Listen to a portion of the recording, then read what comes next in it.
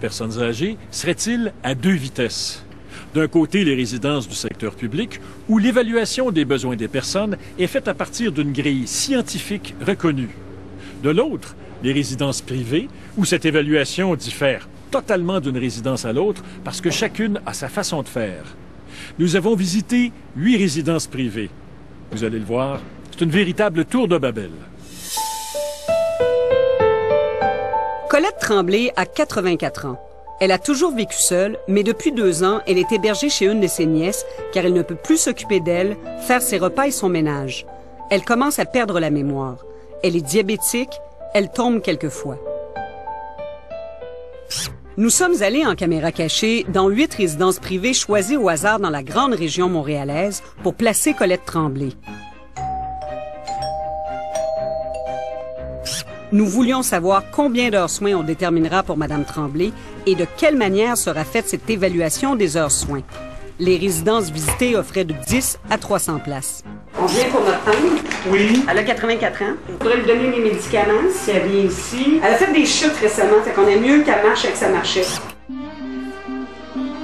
Pour évaluer les heures soins dont a besoin une personne âgée en perte d'autonomie, les résidences privées font comme elles veulent. Lors de notre enquête, aucune résidence n'a utilisé la grille d'évaluation SMAF qui est utilisée et obligatoire partout dans le système public. Certaines ont évalué Colette Tremblay avec une grille maison et d'autres avec pas de grille du tout. Vous faites ça comment, l'évaluation? Y a-t-il une grille? C'est quoi? C'est une grille comme ça. Nous autres, c'est tout inclus. Ah, OK. Vite fait, sans l'avoir vu, là, mais de toute façon, vous la connaissez. Là. Ça fait 1,57, tout insuline. Je la vois pas, mais la façon que... Oui. Est-ce que vous... Ça peut pas être... J'ai besoin de supervision. Le docteur Régent Hébert est catégorique. Pour évaluer une personne âgée en perte d'autonomie, comme Colette Tremblay, il faut la rencontrer. Et cette évaluation doit être faite par un professionnel de la santé. De la faire faire par un professionnel du réseau, ça l'assure tout le monde que cette évaluation-là est juste, est équitable et elle permet à la personne de recevoir les services dont elle a besoin. Une seule résidence nous a demandé de faire évaluer Colette Tremblay par le CLSC avant de déterminer ses heures soins. Les gens sont pas assez informés. Toutes les personnes au Québec ont le droit d'avoir des soins gratuits par le CLSC. Toutes les autres résidences acceptaient Colette Tremblay sans l'avoir vue. Elle nous assurait être en mesure de lui offrir tous les soins dont elle aurait besoin. Donc, pour vous, sa condition physique, même si elle est semi-autonome, c'est pas un problème? Non, c'est pas un problème pour moi. OK. Lise Denis, directrice générale de la Caisse, croit que c'est le réseau public qui doit faire l'évaluation des soins d'une personne âgée en perte d'autonomie. La résidence privée doit s'adresser au réseau public pour avoir une évaluation des besoins socio-sanitaires lorsque requis. Et il y a une grille d'analyse, ça marche comment? C'est moi qui détermine qui que je peux garder ici. On est allé dans plusieurs résidences et c'est absolument pas comme ça que ça fonctionne. C'est comme ça que ça devrait fonctionner. Même sans l'avoir vue, là, vous pouvez nous dire qu'il faudrait qu'elle aille à l'unité de soins, là. Oui. Ben, d'après ce que vous me dites là, oui. Au ministère de la Santé et des Services sociaux, on ne voit aucun problème à ce que les résidences privées n'utilisent pas une grille commune pour évaluer les soins dont a besoin une personne âgée en perte d'autonomie. Écoutez, il faudrait que je vois les instruments qu'ils utilisent, qu'ils aient des instruments de dépistage pour évaluer leurs gens à l'admission. On peut pas être contre ça. Mais nous, ce que je vous dis, moi, je connais les grilles que nous avons. Parfois, il n'y a pas de grille du tout. Comme je vous dis, c'est la géométrie variable. On est dans un secteur privé où il y a de très petites résidences, de très grosses résidences. Depuis mars dernier, toutes les résidences privées du Québec doivent être certifiées. Jusqu'à maintenant, plus de 80% le sont.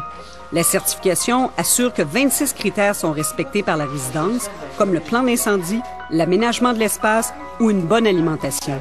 Alors, veuillez montrer votre certification. J'avais mis ça là-bas. Oui.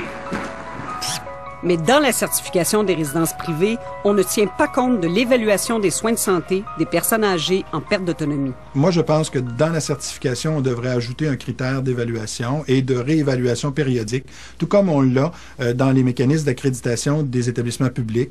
Même son de cloche chez Louis Plamondon, qui est président de l'Association de défense des droits des retraités et pré-retraités.